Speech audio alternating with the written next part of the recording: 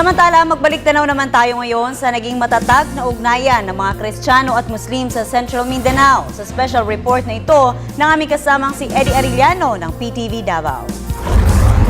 Sa salaysay ni Dato Ibrahim Jong Maguda Dato, ang mga Muslim at mga Kristiyano ay tahimik na namumuhay sa Central Mindanao noong kapanahunan bago sumiklab ang ikalawang digmaang pangdaigdig.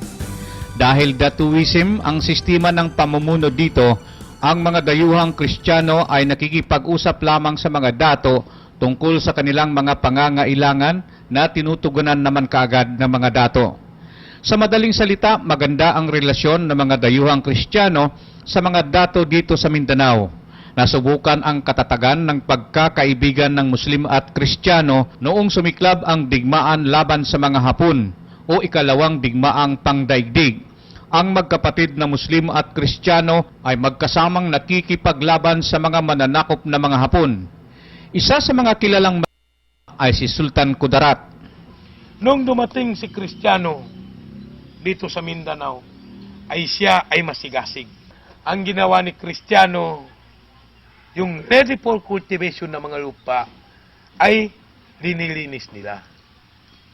Minsan nga kung makaani si Kristiyano, sa magandang asal niya, pinapakita niya sa kay Dato, o di kasi Muslim na leader. Sabi niya, Dato, nakaani ako. Ito, pumunta ko rito at matikman mo man lang ang aking pinagpaguran at kabutihan mo sa akin, ay nagbibigay ako ng makain.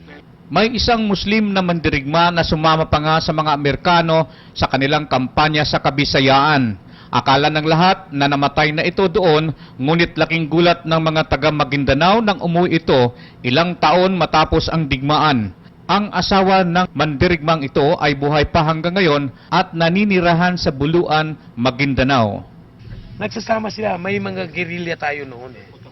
Magkakasama sila. Sa katunayan nga, yung chewing ko,